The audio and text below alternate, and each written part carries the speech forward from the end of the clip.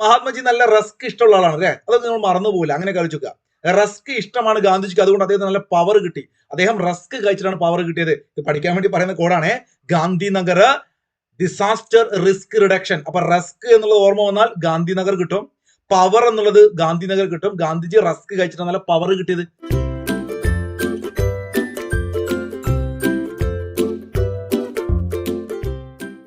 Striker കോച്ചിങ്ങിന്റെ എല്ലാ കൂട്ടുകാർക്കും പുതിയൊരു ക്ലാസ്സിലേക്ക് സ്വാഗതം. ഞാൻ നിങ്ങളുടെ ഷഹനാദ് ആണ്. എന്തെല്ലാണ്, എല്ലാവർക്കും സുഖല്ലേ? നന്നായിട്ട് പഠിക്കുന്നുണ്ടോ നിങ്ങള്? കൂട്ടുകാരെ, നമ്മൾ ഇന്ന് കറണ്ട് അഫയേഴ്സ് ആണ് പഠിക്കുന്നത്. കറണ്ട് അഫയേഴ്സിൽ ഏറ്റവും പ്രധാനപ്പെട്ട ഒരു ടോപ്പിക്കാണ്.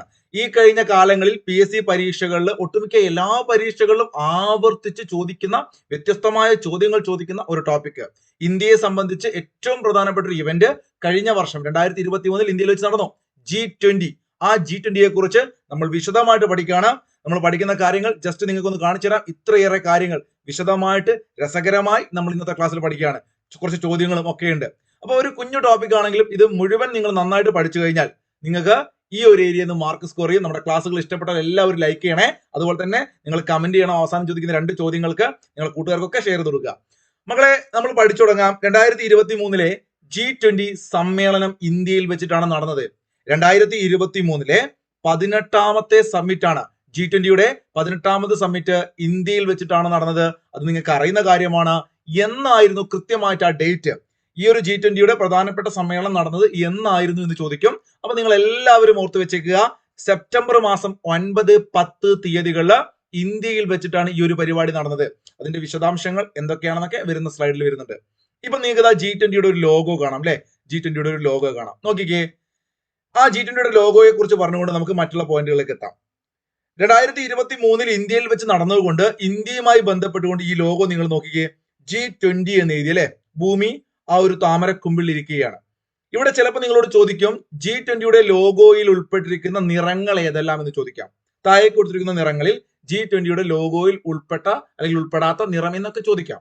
അപ്പൊ ഞാനത് PDF-നകത്ത് ഉൾപ്പെടുത്തിയിട്ടില്ല നിങ്ങൾക്ക്, പക്ഷെ നിങ്ങൾ ഓർത്തെടുത്തോളുക, 4 നിറങ്ങളുണ്ട്. ഇത് ഞാൻ പറയാൻ കാരണം 3 നിറങ്ങൾ നമ്മൾ ഒരുപക്ഷെ കറക്റ്റ് ചെയ്യും. അവിടെ ഏതൊക്കെയാണ്?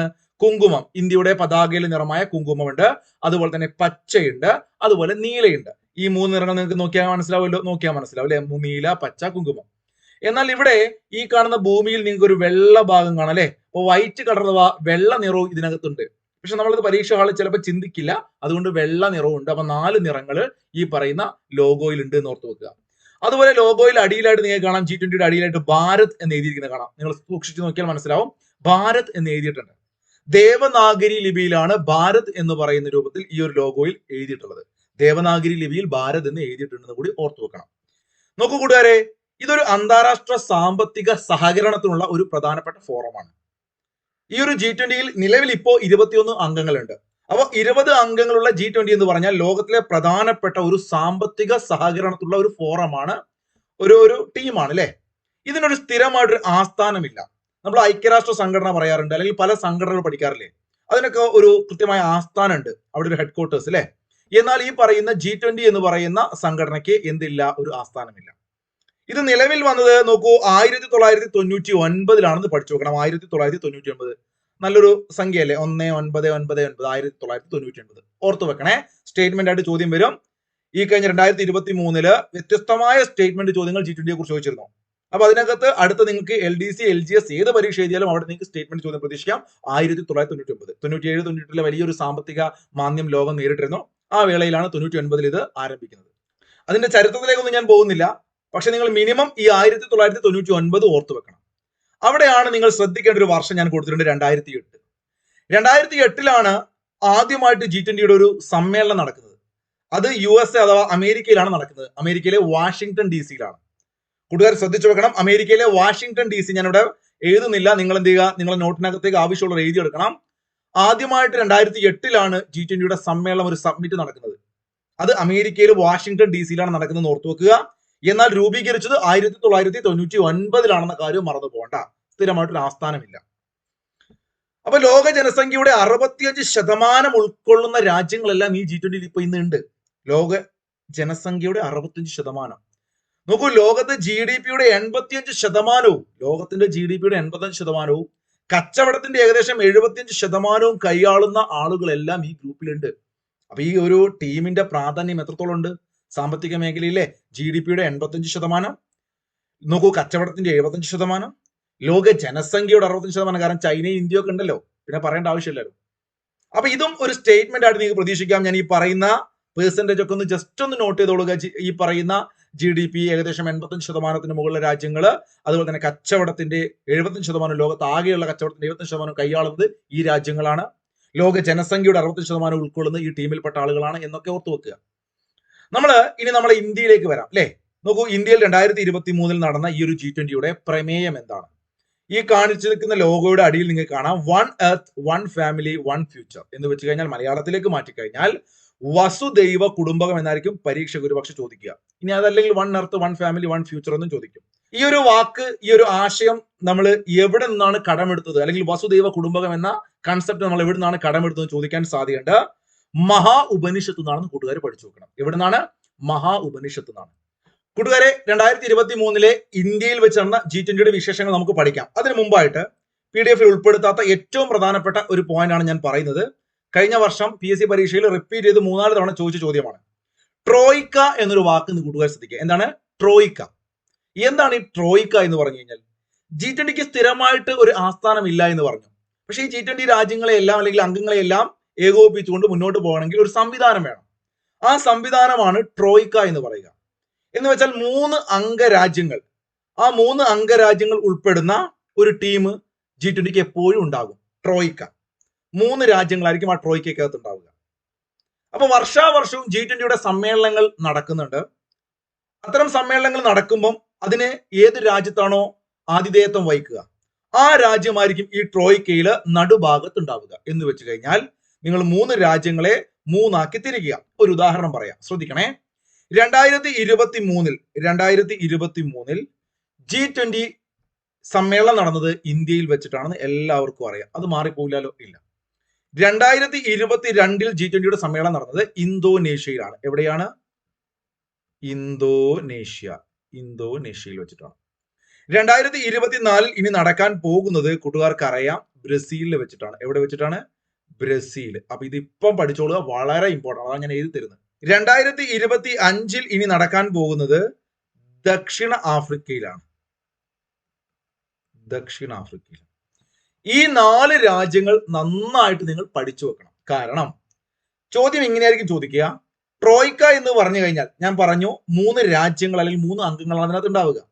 അപ്പൊ ഓരോ വർഷവും വേദി എവിടെയാണോ ആ രാജ്യമായിരിക്കും സെൻട്രൽ ഉണ്ടാവുക. അതിന് തൊട്ടു പിറകിൽ എവിടെ വെച്ചിട്ടായിരുന്നു സമ്മേളനം നടന്നത് ആ രാജ്യവും, ഇനി അടുത്തത് എവിടെയാണോ നടക്കാൻ പോകുന്നത് ആ രാജ്യവുമായിരിക്കും ആ വർഷത്തെ ട്രോയിക്കയിൽ ഉണ്ടാവുക. ഒരു ഉദാഹരണം പറയുകയാണെങ്കിൽ 2023 ട്രോയിക്ക എന്ന് പറഞ്ഞു കഴിഞ്ഞാൽ 2023 ട്രോയിക്ക എന്ന് പറഞ്ഞു കഴിഞ്ഞാൽ ഈ രാജ്യങ്ങളാണ്. ഏതൊക്കെയാണ്? ഇന്തോനേഷ്യ, ഇന്ത്യ, ബ്രസീൽ, 3 രാജ്യങ്ങൾ. ഇനി 2024 ഈ വർഷം, ഞാൻ ഈ ക്ലാസ് എടുക്കുന്ന വർഷം, ഏതെല്ലാം രാജ്യങ്ങളാണ് ഈ ട്രോയിക്കയിലുള്ളത് എന്ന് ചോദിച്ചു കഴിഞ്ഞാൽ നിങ്ങൾ എന്ത് പറയണം? ഇത് നോക്കിക്കേ, അവിടെ ഇന്ത്യ ഉണ്ടാകും. കാരണം ഈ പ്രാവശ്യത്തെ വേദി ബ്രസീലാണ് 24. അപ്പൊ ബ്രസീൽ സെൻട്രൽ കൊടുക്കുക, ദെൻ ഇന്ത്യ ഉണ്ടാകും, പിന്നെ ആരുണ്ടാവും? ദക്ഷിണാഫ്രിക്ക ഉണ്ടാവും. അപ്പൊ ഈ 3 രാജ്യങ്ങളായിരിക്കും 2024 ട്രോയിക്കയിൽ ഉണ്ടാവുക. ഏത് രാജ്യമാണോ ആ വർഷം G20 നടക്കുന്നത് ആ രാജ്യം നിങ്ങൾ സെൻട്രൽ കൊടുക്കുക.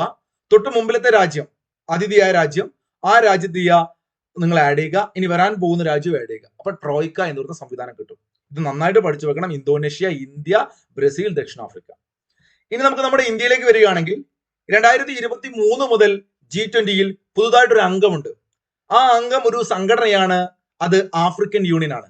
പഠിച്ചു വെക്കണം. 2023 മുതൽ G20-യിൽ ഇപ്പൊ എത്ര പേരുണ്ട്? 21 പേരുണ്ട്. ആ 21ാമൻ ആഫ്രിക്കൻ യൂണിയൻ ആണ്. നോക്കൂ, 2023 വരെ 20 അംഗങ്ങൾ ഉണ്ടായിരുന്നു. അതിൽ ഒരു അംഗം ഓൾറെഡി എന്തായിരുന്നു? ഒരു സംഘടനയാണ്. അത് യൂറോപ്യൻ യൂണിയൻ ആയിരുന്നു. ഇപ്പൊ ആരും കൂടി വന്നു? ആഫ്രിക്കൻ യൂണിയൻ കൂടി വന്നു. അപ്പൊ ആഫ്രിക്കൻ യൂണിയനും യൂറോപ്യൻ യൂണിയനും എവിടെ ഭാഗമാണ്? ഇപ്പോ G20-യുടെ ഭാഗമാണ്. അപ്പൊ നിങ്ങളോട് ചിലപ്പോൾ ചോദിക്കാൻ സാധ്യതയുള്ള ചോദ്യമുണ്ട്, 2023 ഇന്ത്യയിൽ വെച്ച് നടന്ന G20 സമ്മിറ്റിൽ ആഫ്രിക്കൻ യൂണിയന്റെ ഭാഗമായിട്ട് നമ്മൾ സ്വീകരിച്ചുകൊണ്ട് അല്ലെങ്കിൽ ആഫ്രിക്കൻ യൂണിയൻ ഉൾപ്പെടുത്തിയ ആ സമയത്ത് ആഫ്രിക്കൻ യൂണിയന്റെ പ്രസിഡന്റ് ആരാണെന്ന് ചോദിച്ചു കഴിഞ്ഞാൽ നോക്കൂ, അസാലി അസോമാനി. ഈ പേര് കണ്ട നിങ്ങൾ, അസാലി അസോമാനി. ഈ ഒരു വ്യക്തിയായിരുന്നു അന്ന് നരേന്ദ്രമോദിക്ക് കൈ കൊടുക്കുന്ന ഫോട്ടോ കൂടെ കാണാം. അപ്പൊ അസാലി അസോമനി ആയിരുന്നു ഈ പറയുന്ന ആഫ്രിക്കൻ യൂണിയന്റെ അന്നത്തെ പ്രസിഡന്റ്. എന്നാൽ ആ പ്രസിഡന്റ് മാറിയിട്ടുണ്ട്. കറണ്ട് അഫയേഴ്സ് ആണ്, കൃത്യമായിട്ട് നിങ്ങൾ പഠിക്കണം. ഇപ്പൊ ഞാൻ ക്ലാസ് എടുക്കുന്ന സമയത്ത് മുഹമ്മദ് ഔൾഡ് ഗസൌനിയാണ് ഇപ്പോഴത്തെ ആഫ്രിക്കൻ യൂണിയന്റെ പ്രസിഡന്റ്. മുഹമ്മദ് ഓൾഡ്, കുറച്ച് പ്രായം ചെന്ന മുഹമ്മദ്, ഓൾഡ് ആയ മുഹമ്മദ് ആണ് ഇപ്പോഴത്തെ പ്രസിഡന്റ്. ആലോചിക്കുക, മുഹമ്മദ് ഓൾഡ് ആണ് കേട്ടോ, ഇദ്ദേഹമാണ് ആ കാണുന്നത്. അപ്പൊ നിലവിൽ ആഫ്രിക്കൻ യൂണിയന്റെ പ്രസിഡന്റ് പഠിച്ചു വെക്കുക. അന്ന് അസാലി അസൗമനി ആയിരുന്നു 2023 G20 പ്രവേശനം ലഭിച്ച സമയത്തെ ആഫ്രിക്കൻ യൂണിയന്റെ പ്രസിഡന്റ്. അതുകൂടി ഒന്ന് നോട്ട് ചെയ്ത് വെക്കുക. 2023 ഇന്ത്യയിൽ വെച്ച് നടന്ന സമ്മേളനത്തിൽ ആരൊക്കെയാണ് നമ്മൾ പ്രത്യേകമായിട്ട് ക്ഷണിച്ചത്? ഈ 21 അംഗങ്ങളെ കൂടാതെ നമ്മൾ ചില ആളുകളെ ക്ഷണിച്ചു. 9 അംഗങ്ങളെയാണ് നമ്മൾ ക്ഷണിച്ചത്.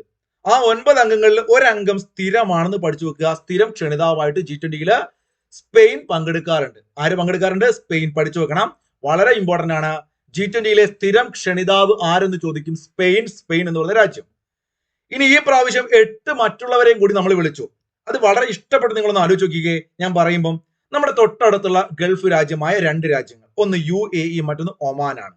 ഒമാനും UAE നിങ്ങൾക്ക് അറിയാലോ, നമ്മുടെ തൊട്ടടുത്ത് കിടക്കുന്ന, അതും ചേർന്ന് കിടക്കുന്ന 2 രാജ്യങ്ങളാണ് UAE, ഒമാൻ. അതൊന്ന് പഠിച്ചു വെക്കുക.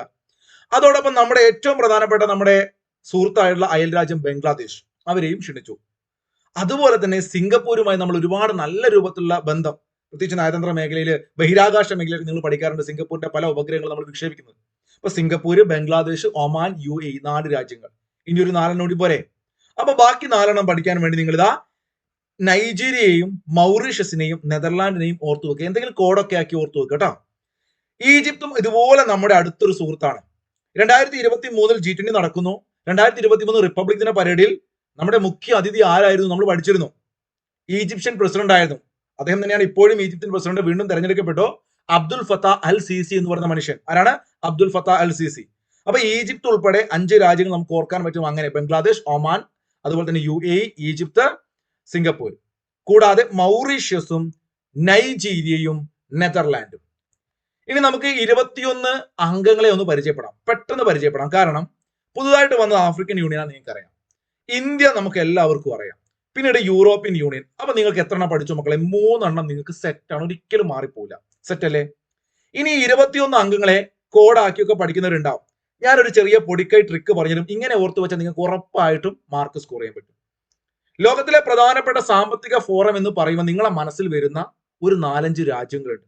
ഉറപ്പായിട്ടും എല്ലാവരും വേൾഡ് ഹിസ്റ്ററി, വേൾഡ് ജോഗ്രഫി ഇഷ്ടമുള്ളവരാണെങ്കിൽ നിങ്ങളെ മനസ്സിൽ വരും ചില രാജ്യങ്ങൾ. അതിലൊന്ന് അമേരിക്കയാണ്. മറ്റൊന്ന് ചൈനയാണ്. പിന്നെ നിങ്ങൾക്കറിയാം റഷ്യയും ബ്രിട്ടനും ഏറ്റവും പ്രധാനപ്പെട്ട ശക്തിയല്ലേ ലോകത്ത്. അപ്പൊ ഈ 4 രാജ്യങ്ങൾ കിട്ടിക്കഴിഞ്ഞാൽ ലോകത്തിൽ വലുപ്പത്തിൽ തന്നെ റഷ്യക്ക് തൊട്ടു പിറകിലായിട്ട് കിടക്കുകയും പല രൂപത്തിൽ നമ്മളിപ്പോ നമ്മളെ കേരളത്തിൽ ഒരുപാട് പിള്ളേർ പഠിക്കാനൊക്കെ പോകുന്ന കാനഡയിലെ, ഇപ്പൊ കാനഡ ഒരു വലിയ രാജ്യമാണ്, സാമ്പത്തിക രാജ്യമാണ്. അപ്പൊ കാനഡയും നമ്മൾ പെടുത്തുക. അപ്പൊ ഈ ഒരു 5 രാജ്യങ്ങളെ ഞാൻ കൃത്യമായിട്ട് അങ്ങോട്ട് പട്ടികപ്പെടുത്തി. 5 രാജ്യങ്ങൾ ഏതൊക്കെയാണ്? ഒന്ന് ആലോചിച്ച് നോക്കിയേ. Russia, America, Britain, Canada, China. 5 കിട്ടി. 5 3 8 ഇനി നോക്കൂ, ലാറ്റിൻ അമേരിക്കയിലേക്ക് നമുക്ക് പോകാം. എല്ലാ മേഖലയിൽ നിന്നും അംഗങ്ങൾ വേണ്ടേ? Latin American football, Copa America ഒക്കെ നിങ്ങൾ കാണലുണ്ടാവും. ലാറ്റിൻ അമേരിക്കൻ ഫുട്ബോൾ നിങ്ങൾക്ക് ഇഷ്ടമായിരിക്കും. ആ 3 പ്രധാനപ്പെട്ട രാജ്യങ്ങൾ, നമ്മൾ ലാറ്റിൻ അമേരിക്കൻ വിപ്ലവങ്ങൾ പഠിക്കാറില്ലേ? അവിടെ അർജന്റീന ഉണ്ട്, ബ്രസീൽ ഉണ്ട്, പിന്നെ അതൊരു മെക്സിക്കോയാണ്. അതിലാണ് മെക്സിക്കോ, പ്രധാനപ്പെട്ട രാജ്യമായ മെക്സിക്കോ. അപ്പം ബ്രസീലിനെയും അർജന്റീനയെയും മെക്സിക്കോയും നമുക്ക് ഇതിൽ ഉൾപ്പെടുത്താം. അവിടെ 3 കിട്ടിയാലും സിമ്പിൾ ആയിട്ട് കിട്ടും. പിന്നീട് ആഫ്രിക്കൻ കൺട്രികളിൽ ഒരൊറ്റ രാജ്യമേ ഉള്ളൂ, അത് നിങ്ങൾക്ക് എളുപ്പത്തിൽ ഓർക്കാൻ പറ്റും, സൗത്ത് ആഫ്രിക്കയാണ്. അതുപോലെ നിങ്ങൾ ഓർത്തു വെക്കേണ്ടതാണ്, ലോകത്തിലെ പ്രധാനപ്പെട്ട ഒരു ദ്വീപ രാഷ്ട്രം, ക്രിക്കറ്റ് കളിക്കുന്നവർക്കൊക്കെ ഇഷ്ടപ്പെട്ട ടീമുണ്ടല്ലേ, ഓസ്ട്രേലിയ. അപ്പോൾ ദ്വീപായിട്ടുള്ള പ്രധാനപ്പെട്ട നമ്മൾ പരിഗണിക്കേണ്ട ഓസ്ട്രേലിയയും കൂടി നമ്മൾ ഉൾപ്പെടുത്തുകയാണ്. സൗത്ത് ആഫ്രിക്കയും ഓസ്ട്രേലിയയും സിംഗിൾ ആയിട്ട് ഉൾപ്പെടുത്തുന്നു. അപ്പൊ അവിടെ അതും കിട്ടി. പിന്നീട് നമുക്ക് വേൾഡ് ഹിസ്റ്ററി പഠിച്ചവർക്ക് ഓർമ്മയുണ്ടാവും, 1-ാം ലോക മഹായുദ്ധത്തിനൊക്കെ സമയത്ത് അല്ലെ, അവിടെ ജർമ്മനിയും ഇറ്റലിയുടെയും ഓസ്ട്രേലിയയുടെയും ഒരു ടീം, ഫ്രാൻസും റഷ്യയും ഒക്കെ ഉൾപ്പെടുന്ന, ബ്രിട്ടനൊക്കെ ഉൾപ്പെടുന്ന മറ്റു ടീം. അപ്പൊ അത്തരത്തിൽ ലോകത്ത് ഈ പറയുന്ന യൂറോപ്പിൽ ഏറ്റവും ശക്തമായിട്ടുള്ള 3 രാജ്യങ്ങൾ, യൂറോപ്യൻ യൂണിയൻ ഇതിനകത്തുണ്ട്, നമ്മൾ പഠിച്ചു അല്ലെ, യൂറോപ്യൻ യൂണിയൻ ഉണ്ട്. അത് കൂടാതെ ബ്രിട്ടൻ ഒക്കെ ഉണ്ടെങ്കിലും യൂറോപ്പിൽ ഏറ്റവും ശക്തമായിട്ടുള്ള 3 രാജ്യങ്ങൾ ചോദിച്ചു കഴിഞ്ഞാൽ ഒന്ന് ഫ്രാൻസ് ആണ്, മറ്റൊന്ന് ജർമ്മനിയാണ്, മറ്റൊന്ന് ഇറ്റലിയാണ്. അന്ന് മുതലേ തുടങ്ങുന്ന ടീമാണ് അല്ലെ ഫ്രാൻസും ജർമ്മനി, ഇറ്റലിയൊക്കെ 1-ാം ലോക മഹായുദ്ധത്തിൽ. അവിടെ നിങ്ങൾക്ക് 3 കിട്ടും. ഇഷ്ടപ്പെട്ട ആലോചിക്കുക, ഇറ്റലി, ജർമ്മനി, ഫ്രാൻസ്. അങ്ങനെ നമ്മൾ പഠിച്ചു കഴിഞ്ഞാൽ എളുപ്പത്തിൽ തീർന്നു. ഇനി നോക്കൂ, Indonesia, Turkey, Japan, South Korea, Saudi Arabia, ഇത്രയേ ഉള്ളൂ. ഇവിടെയാണ് ഗൾഫ് കൺട്രി ആയിട്ട് ഒരൊറ്റ രാജ്യമുള്ളത്, സൗദി അറേബ്യയാണ്. നമ്മുടെ തൊട്ടടുത്തുള്ള ഗൾഫ് കൺട്രി. സൗദി മാത്രമേ G20 ഇപ്പൊ 21 ഉണ്ട്, ആ 21 സൗദി മാത്രമേ ഉള്ളൂ. പിന്നീട് ഏഷ്യയിലേക്ക് വന്നു കഴിഞ്ഞാൽ, ഏഷ്യയിലെ പ്രധാനപ്പെട്ട രാജ്യമായ ഏറ്റവും വികസനത്തിന്റെ കാര്യത്തിലൊക്കെ നോക്കുകയാണെങ്കിൽ ഒരു രാജ്യമാണ്. ചൈന കഴിഞ്ഞാൽ പിന്നെ ജപ്പാൻ ഉണ്ട്. അതോടൊപ്പം തന്നെ ഏഷ്യയിലെ എന്ത് പ്രധാനപ്പെട്ട കാര്യങ്ങൾ നിങ്ങൾ പഠിക്കുമ്പോൾ ശ്രദ്ധിക്കുന്ന ഒരു രാജ്യമാണ് സൗത്ത് കൊറിയ. ആ സൗത്ത് കൊറിയ ഉൾപ്പെടുത്തുക. ഇന്തോനേഷ്യ ഏറ്റവും പ്രധാനപ്പെട്ട കഴിഞ്ഞ പ്രാവശ്യം G20 നടന്നത് ഇന്തോനേഷ്യയിൽ, അത് നമുക്ക് കിട്ടും. പിന്നെയുള്ളത് തുർക്കിയാണ്. തുർക്കി എന്ന് പറയുമ്പോൾ ഒട്ടോമൻ സാമ്രാജ്യം കാലം മുതൽ നിങ്ങൾക്ക് അറിയാം. ഇപ്പോ തുർക്കിയുടെ ആ ഒരു പാത അല്ലെ, നമ്മൾ ഏഷ്യയെയും അതുപോലെ തന്നെ യൂറോപ്പിനെയൊക്കെ ബന്ധിപ്പിക്കുന്ന ഒരു വഴി, ആ വഴിയിലൂടെയൊക്കെ തുർക്കിയുടെ പ്രാധാന്യം. തുർക്കി എന്ന് പറഞ്ഞു കഴിഞ്ഞാൽ സാമ്പത്തിക മേഖലയിൽ വലിയ പങ്ക് വഹിക്കുന്ന ഒരു രാജ്യമാണ്. പണ്ടത്തെ സാമ്രാജ്യമൊക്കെ അല്ലെ, തുർക്കി വലിയ സാമ്രാജ്യമൊക്കെ ആയിരുന്നു. അപ്പൊ അതുകൊണ്ട് തുർക്കിയും ഉൾപ്പെടുന്നു ചിന്തിക്കുക. അപ്പൊ ഇന്തോനേഷ്യ, തുർക്കി, സൗത്ത് കൊറിയ, ജപ്പാൻ, അങ്ങനെ നിങ്ങൾ ആലോചിച്ച് കഴിഞ്ഞാൽ ഇവിടെ നിങ്ങൾക്ക് 4 എണ്ണം കിട്ടും. ഇത്തരത്തിൽ നിങ്ങൾ ആലോചിച്ച് കഴിഞ്ഞാൽ വളരെ സിമ്പിൾ ആയിട്ട് പരീക്ഷ ഹാളിൽ നിന്ന് നിങ്ങൾക്ക് ഓപ്ഷൻ വെച്ചിട്ട് ഡിലീറ്റ് ചെയ്യാൻ പറ്റുമെന്നാണ് എൻ്റെ ഒരു വിശ്വാസം. മക്കളെ, നിങ്ങൾ ഞാൻ ഈ പറഞ്ഞ പോലെ ഒന്നുകൂടി കേട്ടു നോക്കുക, എന്നിട്ട് മനസ്സിൽ ആലോചിച്ച് നോക്കുക, എന്നിട്ട് എഴുതി വെക്കുക. 21 കിട്ടും നിങ്ങൾക്ക്, ബൈ ഹാർട്ട് പഠിക്കണ്ട. ഈ ഇരിക്കുന്ന മനുഷ്യനെ നിങ്ങൾ നിർബന്ധമായിട്ട് ഓർത്തു വെക്കണം. G20 2023 ഇന്ത്യയിൽ വെച്ച് നടന്നപ്പോൾ ഈ G20 നടക്കുന്ന സമയത്ത് അതിനൊരു പ്രധാനപ്പെട്ട ഒരു വ്യക്തിയായിട്ട് ഓരോ രാജ്യം ഒരാളെ ചുമതലപ്പെടുത്തും. അയാളെ നമ്മൾ ഷെർപ്പ എന്ന് വിളിക്കും. എന്താ വിളിക്കുക? ഷെർപ്പ. ഇന്ത്യയെ പ്രതിനിധീകരിച്ചുകൊണ്ട് G20 2023 ഉണ്ടായിരുന്ന ഷെർപ്പ ആരെന്ന് ചോദിച്ചാൽ അത് അമിതാഭ് കാന്ത് ആണെന്ന് പഠിച്ചു. കാരണം നമ്മുടെ ഇന്ത്യയെ പ്രതിനിധീകരിച്ചുകൊണ്ട് ഒരു വ്യക്തി ഉണ്ടാവും ഇന്ത്യയുടെ പ്രതിനിധിയായിട്ട്. അദ്ദേഹത്തിന്റെ മെയിൻ ആളായിരിക്കും. അദ്ദേഹത്തിന്റെ പേര് അമിതാഭ് കാന്ത് എന്നാണ്. ഇന്ത്യയിലെ 2023 നടന്ന G20 ഷെർപ്പ ഇന്ത്യയുടേത് അമിതാഭ് കാന്ത് ആയിരുന്നു. നമ്മൾ ഇനി 2 രൂപത്തിലാണ് G20 പ്രധാനപ്പെട്ട പരിപാടികളെ തിരിക്കുന്നത്. ഒന്ന് ഫിനാൻസ് ട്രാക്ക് എന്നും മറ്റൊന്ന് ഷെർപ്പ ട്രാക്ക് എന്നും. ധനകാര്യ മന്ത്രിമാർ, ഓരോ രാജ്യത്തിനെയും ധനകാര്യ മന്ത്രിമാർ ഈ അംഗങ്ങളുടെ, അതുപോലെ ചില രാജ്യങ്ങളിലൊക്കെ കേന്ദ്ര ബാങ്കിന്റെ തലവന്മാരായിരിക്കും വരിക. ഇപ്പൊ നമ്മുടെ കേന്ദ്ര ബാങ്ക്, റിസർവ് ബാങ്ക്, അപ്പൊ അതുപോലെ പല രാജ്യങ്ങളിലും കേന്ദ്ര ബാങ്ക് ഉണ്ടാവും. അപ്പൊ അത്തരത്തിൽ ഫിനാൻസ് കാര്യങ്ങളൊക്കെ കൈകാര്യം ചെയ്യുന്ന ധനകാര്യ മന്ത്രിമാർ അല്ലെങ്കിൽ കേന്ദ്ര ബാങ്ക് തലവന്മാർ, ഇവരുടെ കീഴിൽ വരുന്ന ഫിനാൻസ് ട്രാക്കും ഷെർപ്പ, ഈ പറയുന്ന ഓരോ രാജ്യത്തിന്റെ പ്രതിനിധി ഉണ്ടല്ലോ, അവരുടെ കീഴിൽ വരുന്ന ഷെർപ്പ ട്രാക്കും, അതാണ് രാജ്യത്തിന്റെ പ്രതിനിധികൾ. ഇത്തരത്തിൽ നിങ്ങൾ 2 ആക്കി തിരിക്കുക. അതിന്റെ കൂട്ടത്തിൽ നിങ്ങൾ പഠിച്ചു വെക്കേണ്ട ചില പ്രധാനപ്പെട്ട മീറ്റിങ്ങുകൾ ഉണ്ട്. ആ മീറ്റിങ്ങുകൾ വളരെ ഇമ്പോർട്ടന്റ് ആണ്. റീസെന്റ് PSC റിപ്പീറ്റ് ചെയ്ത് പല മീറ്റിംഗ് ചോദിച്ചു. ഞാനിവിടെ കളർ മാറ്റി കൊടുത്ത ഏറ്റവും പ്രധാനമായിട്ട് PSC ചോദിച്ചുകൊണ്ടിരിക്കുന്ന കാര്യം കേട്ടോ. അപ്പൊ പഠിച്ചു വെക്കുക. നമ്മളിത് കഴിഞ്ഞ വർഷം പഠിപ്പിച്ചാണ്. അന്നും പഠിപ്പിച്ചതിന് ശേഷം പിള്ളേർ ഇത് പരീക്ഷയ്ക്ക് എഴുതി. അതുകൊണ്ടാണ് ഞാൻ വീണ്ടും ഈ ക്ലാസ് ഒന്നുകൂടി എടുക്കുന്നത്. ഓക്കെ, അപ്പൊ ആദ്യമായിട്ട് ഷെർപ്പ മീറ്റിംഗ് ഇന്ത്യയിൽ നടന്നത് എവിടെയാണെന്ന് ചോദിച്ചാൽ, നമ്മൾ എല്ലാ ദിവസവും രാവിലെ ഉദയസൂര്യൻ ഉദിച്ചു വരിക അല്ലെ. അപ്പൊ ഉദിച്ചു വരുന്ന ഉദയം ആണ് തുടക്കം എന്ന് ആലോചിച്ച് വെക്കുക. ഷെർപ്പ മീറ്റിംഗ് ഉദയമാണ്. ഉദയ്പൂരിലാണ് ഷെർപ്പ മീറ്റിംഗ്. എല്ലാവർക്കും കിട്ടും, 1 കോടിന്റെ ആവശ്യമില്ല. Udaipur sherpa meeting. രണ്ടാമത്തെ ഷെർപ്പ മീറ്റിംഗ് നിങ്ങൾ കൃത്യമായിട്ട് പഠിക്കണം. PSC ഒരു 5-6 തവണ ചോദിച്ചു എന്നാണ് എൻ്റെ ഒരു തോന്നല്. എത്ര തവണ ചോദിച്ചത് എനിക്ക് ഓർമ്മയില്ല, കാരണം 2-3 തവണ ചോദിച്ചിട്ടുണ്ട് എന്തായാലും. അപ്പൊ കുമരകം PSC പരീക്ഷകൾ ഇപ്പൊ റിപ്പീറ്റ് ചെയ്ത് കഴിഞ്ഞ ഒരു വർഷത്തിനിടയിൽ കുമരകം പഠിച്ചു കൊടുക്കുക. രണ്ടാമത്തെ ഷെർപ്പ മീറ്റിംഗ് G20 ഭാഗമായിട്ട് നടന്നത് കുമരകത്താണ്. 1 ഉദയ്പൂരിലാണ്. അപ്പൊ ഉദയത്തിൽ കുമാരൻ ആലോചിച്ച് വെക്കട്ടോ. ഉദയത്തിൽ കുമാരനോ അല്ലെങ്കിൽ ഷെർപ്പ മീറ്റിംഗ് കേരളമാണ്, ടൂറിസത്തിന്റെ കേന്ദ്രമാണ്. അവിടെ ഷെർപ്പ മീറ്റിംഗ് നടന്ന കുമരകം. ഇതേ കുമരകമാണ് മക്കളെ രണ്ടാമത്തെ ഡെവലപ്മെന്റ് വർക്കിംഗ് ഗ്രൂപ്പ് നടന്നത്. പല വർക്കിംഗ് ഗ്രൂപ്പുകൾ നമുക്ക് പഠിക്കാനുണ്ട്. അതിൽ ഡെവലപ്മെന്റ് വർക്കിംഗ് ഗ്രൂപ്പ് ആലോചിക്കുക. രണ്ടാമത്തെ നടന്നു എവിടെയാണ്? കുമരകത്താണ്. അപ്പൊ നല്ല വികസനമുള്ള കുമരകത്ത് ആദ്യത്തെ ഷെർപ്പ മീറ്റിംഗ് അല്ല, രണ്ടാമത്തെ ഷെർപ്പ മീറ്റിംഗ് നടക്കുന്നു. ആദ്യത്തെ ഉദയ്പൂരിലാണ്. അതുപോലെ തന്നെ ഡെവലപ്മെന്റുമായി ബന്ധപ്പെട്ട് കുമരകത്താണ് നടക്കുന്നത്. ഇഷ്ടപ്പെട്ട് ആലോചിച്ച് നോക്കിയേ. ഇവിടെ നോക്കൂ, മുംബൈ കാണാം നിങ്ങൾക്ക്. ഇന്ത്യയെ സംബന്ധിച്ച് ഇന്ത്യയിൽ ഏറ്റവും കൂടുതൽ വികസനം അല്ലേ നമുക്ക് നോക്കുമ്പോൾ മനസ്സിലാവുന്ന അമ്പരചുംബികളായ കെട്ടിടങ്ങളൊക്കെ ഉള്ള ഇന്ത്യയുടെ സാമ്പത്തിക തലസ്ഥാനം നമ്മൾ വിളിക്കുന്ന മുംബൈ. ആ മുംബൈയാണ് ഡെവലപ്മെന്റ്. അപ്പൊ ആലോചിച്ചേ, ഇന്ത്യയിൽ ആദ്യത്തെ ഡെവലപ്മെന്റ് വർക്കിംഗ് ഗ്രൂപ്പ് എവിടെയാണ്? മുംബൈയിലാണ്. രണ്ടാമത്തെ കുമരകമാണ്. അപ്പൊ 2 കുമരകം. ഒന്ന് ഡെവലപ്മെന്റും മറ്റൊന്ന് രണ്ടാമത്തെ ഷെർപ്പ മീറ്റിംഗും. സെറ്റ് അല്ലേ ഈ പറഞ്ഞ കാര്യങ്ങൾ? 4 സ്ഥലങ്ങൾ കൃത്യമായിട്ട് ഓർത്തു വെക്കുക. ഇനി നമുക്ക് പ്രധാനപ്പെട്ട ചില വർക്കിംഗ് ഗ്രൂപ്പുകൾ നോക്കാനുണ്ട്. ആദ്യത്തെ വർക്കിംഗ് ഗ്രൂപ്പായിട്ട് നമുക്ക് പഠിക്കാനുള്ളത് ചെന്നൈ ആണ്. ചെന്നൈ പോയി കഴിഞ്ഞാൽ നമുക്ക് ചെന്നാ മതി വിദ്യാഭ്യാസം കിട്ടുന്ന ആലോചിക്കുക അല്ലെ. നമ്മുടെ പിള്ളേർ പറയുന്ന കോഡാണ് ഇതൊക്കെ, നിങ്ങൾക്ക് ഷെയർ ചെയ്തിരുന്നത്. അപ്പൊ ചെന്നാ മതി വിദ്യാഭ്യാസം കിട്ടുന്ന ആലോചിക്കുക. അങ്ങോട്ട് ചെന്നാ മതി വിദ്യാഭ്യാസം കിട്ടും. അപ്പൊ ചെന്നൈ പോയാൽ വിദ്യാഭ്യാസത്തിന്റെ വർക്കിംഗ് ഗ്രൂപ്പാണ്. എംപ്ലോയ്മെന്റ് എന്ന് പറയുമ്പോൾ കൂട്ടുകാരെ നമുക്ക് ആലോചിച്ചാൽ കിട്ടും ജോബ്. നമ്മളൊരു ജോബിന് വേണ്ടി എംപ്ലോയ്മെന്റ് എക്സ്ചേഞ്ച് പോകാറുണ്ട്. അപ്പൊ ആദ്യത്തെ എംപ്ലോയ്മെന്റ് വർക്കിംഗ് ഗ്രൂപ്പ് എവിടെയും ചോദിച്ചാൽ അത് ജോധ്പൂരിലാണ്. അതുപോലെ തന്നെ കൾച്ചറൽ വർക്കിംഗ് ഗ്രൂപ്പ്. കൾച്ചർ, ഇന്ത്യയുടെ കൾച്ചർ അല്ലെങ്കിൽ സംസ്കാരം എന്നൊക്കെ പറയുമ്പോൾ നമ്മളെ മനസ്സിലേക്ക് ഗജുരാവ് വരും അല്ലെ. ഗജുരാവ് എന്ന് പറഞ്ഞാൽ നിങ്ങൾക്ക് ഗജുരാവ് അറിയാത്തവരാണെങ്കിൽ ഗൂഗിൾ ഒന്ന് അടിച്ചു നോക്കട്ടോ. അപ്പൊ ആ ഒരു ഗജുരാവ് നിങ്ങൾ മനസ്സിലാക്കി കഴിഞ്ഞാൽ കൾച്ചറൽ വർക്കിംഗ് ഗ്രൂപ്പ് എവിടെ വെച്ച് നടന്നു? ഗജുരാവോ ആലോചിച്ച് വെക്കണം. കൾച്ചർ ഗജുരാവോ. അഗ്രികൾച്ചറോ, കൃഷി. മക്കളെ അത് ഇൻഡോറിലാണ്. ഇന്ത്യയിലെ വൃത്തിയുള്ള നഗരത്താണ് കൃഷിയെ കുറിച്ച് പഠിക്കാൻ വേണ്ടി അവർ വർക്കിംഗ് ഗ്രൂപ്പ് വെച്ചത് അല്ലെ. ആദ്യത്തെ അഗ്രികൾച്ചറൽ വർക്കിംഗ് ഗ്രൂപ്പ്. അവിടെ നിങ്ങൾ ആലോചിക്കുക ഇൻഡോർ പ്ലാന്റ്സ് അല്ലെ. നമ്മളിപ്പോ വീടിനകത്ത് കൃഷി ചെയ്യുന്ന ആലോചിക്കാം. ചെറിയ ചെറിയ ബാഗുകളിലൊക്കെ എന്ത് ചെയ്യുക, മണ്ണൊക്കെ ഇട്ടിട്ട് അവിടെ നമ്മൾ കൃഷി ചെയ്യുക വീടിനകത്ത്. ഇൻഡോർ പ്ലാനറ്റ്സ് അല്ലെ. അപ്പൊ ഇൻഡോർ ആലോചിച്ച് വെക്കുക, ഇൻഡോറിലാണ് കൃഷിയുള്ളത്, ഇൻഡോറിലാണ് കൃഷിയുള്ളത് കേട്ടോ. എവിടെയാണ്? ഔട്ട്ഡോറിലല്ല, ഇൻഡോറിലാണ് കൃഷി, അഗ്രികൾച്ചർ. അപ്പൊ കൾച്ചർ ഖജുരാവോ, എംപ്ലോയ്മെന്റ് ജോധ്പൂർ, വിദ്യാഭ്യാസം ചെന്നൈ. ടൂറിസത്തിലേക്ക് വരികയാണെങ്കിൽ റാൻ ഓഫ് കച്ചാണ് ടൂറിസം. നോക്കൂ, കച്ചർ ഉണ്ടാക്കിയത് ടൂറിസ്റ്റ് സ്പോട്ട് പോയാല് ഇന്ത്യയിലെ പ്രധാനപ്പെട്ട ഒരു ടൂറിസം കേന്ദ്രമായിട്ട് നിങ്ങൾ റാൻ ഓഫ് കച്ചിനെ ആലോചിച്ച് നോക്കുക. ടൂറിസം എന്ന് പറയുമ്പോൾ ഗോവ വരുന്നുണ്ട്. അപ്പൊ ഗോവയും റാൻ ഓഫ് കച്ചും ഈ പറയുന്ന ബീച്ച് ആലോചിച്ച് നോക്കുക. ഗോവയിൽ മിനിസ്റ്റേഴ്സ് വരുന്നു, ഗോവ എന്ന് പറയുന്ന ഏറ്റവും പ്രധാനപ്പെട്ട VIP വരുന്നു. എന്നാൽ ടൂറിസം വർക്കിംഗ് ഗ്രൂപ്പ് നടന്നത് ഗുജറാത്തിലാണ്. Rann of Kutch tourism. Rann of Kutch ടൂറിസത്തിൽ പോയിട്ട് കച്ചർ ഉണ്ടാക്കിയിരുന്നോ? അങ്ങനെ എന്തെങ്കിലും ആലോചിച്ച് നോക്കുക. റാൻ ഓഫ് കച്ച് ആണ്. ദെൻ ഹെൽത്ത് വർക്കിംഗ് ഗ്രൂപ്പ്, ഇത് വളരെ ഇമ്പോർട്ടന്റ് ആണ്. നമ്മൾ നേരത്തെ 2 എണ്ണം കുമരകത്ത് പഠിച്ചു. രണ്ടാമത്തെ ഇന്ന് ഷെർപ്പ മീറ്റിംഗും രണ്ടാമത്തെ ഡെവലപ്മെന്റ് വർക്കിംഗ് ഗ്രൂപ്പും കുമരകമായിരുന്നു. എന്നാൽ ഇവിടെ തിരുവനന്തപുരത്ത് നോക്കൂ, ഹെൽത്ത് ആണ്. കേരളം എന്ന് പറഞ്ഞാൽ നിങ്ങൾക്കറിയാം ആരോഗ്യത്തിന്റെ കാര്യത്തിൽ അല്ലെ ഇന്ത്യയിൽ ഏറ്റവും ടോപ്പിൽ നിൽക്കുന്ന സ്റ്റേറ്റ് ആണ്. അപ്പൊ നമ്മുടെ ക്യാപിറ്റൽ സിറ്റി ആയ ട്രിവാൻഡ്രത്ത് ആദ്യത്തെ ഹെൽത്ത് വർക്കിംഗ് ഗ്രൂപ്പ് നടക്കുന്നു. കൃത്യമായിട്ട് പഠിക്കുന്നത്, സ്റ്റാർ ഇട്ട് വെക്കുന്നു. വളരെ വളരെ വളരെ ഇമ്പോർട്ടന്റ് ആണ്. തിരുവനന്തപുരമാണ് ആദ്യത്തെ ഹെൽത്ത് വർക്കിംഗ് ഗ്രൂപ്പ്. ഇനി നോക്കൂ കൂട്ടുകാരെ, ആദ്യത്തെ disaster risk reduction working group ആണ് ഗാന്ധിനഗർ ആണ്. അപ്പൊ നമ്മുടെ ക്യാപിറ്റലിനെ കുറിച്ച് പറയുമ്പോൾ ഇനി ഗുജറാത്തിലേക്ക് പോകാം. എംപവർ മീറ്റിംഗ് നമുക്ക് പഠിക്കാനുണ്ട്. അപ്പൊ എംപവർ മീറ്റിംഗ് ഗാന്ധിനഗറിലാണ് നടക്കുന്നത്, പഠിച്ചു വെക്കുക. അതുപോലെ തന്നെ ഡിസാസ്റ്റർ റിസ്ക് റിഡക്ഷൻ, ഇത് നമ്മുടെ സുഹൃത്ത് പറഞ്ഞ കോഡാണ്. നോക്കൂ, ഗാന്ധിജി വളരെ റിസ്ക് ഉള്ള ഒരു സ്വാതന്ത്ര്യ സമര പോരാട്ടം ഈ റെഡ്യൂസ് ചെയ്ത് കൊണ്ടുവന്നത് നല്ല പവർ ഉള്ളത് കൊണ്ടാണ്. അപ്പൊ റിസ്ക് ഉള്ള ആ ഒരു ജോലി റെഡ്യൂസ് ചെയ്ത് കൊണ്ടുവന്നത് പവർ ഉള്ളത് കൊണ്ടാണ്. ആലോചിക്കുക, ഗാന്ധിനഗർ. അതല്ലെങ്കിൽ മഹാത്മജി നല്ല റസ്ക് ഇഷ്ടമുള്ള ആളാണ് അല്ലെ, അതൊക്കെ നിങ്ങൾ മറന്നുപോകില്ല. അങ്ങനെ കളിച്ചുക, റസ്ക് ഇഷ്ടമാണ് ഗാന്ധിജിക്ക്, അതുകൊണ്ട് അദ്ദേഹത്തിന് നല്ല പവർ കിട്ടി. അദ്ദേഹം റസ്ക് കഴിച്ചിട്ടാണ് പവർ കിട്ടിയത്. ഇത് പഠിക്കാൻ വേണ്ടി പറയുന്ന കോഡാണ് ഗാന്ധിനഗർ ഡിസാസ്റ്റർ റിസ്ക് റിഡക്ഷൻ. അപ്പൊ റസ്ക് എന്നുള്ളത് ഓർമ്മ വന്നാൽ ഗാന്ധിനഗർ കിട്ടും, പവർ എന്നുള്ളത് ഗാന്ധിനഗർ കിട്ടും. ഗാന്ധിജി റസ്ക് കഴിച്ചിട്ടാണ് നല്ല പവർ കിട്ടിയത്. സെറ്റ് അല്ലേ? സെറ്റാണ്.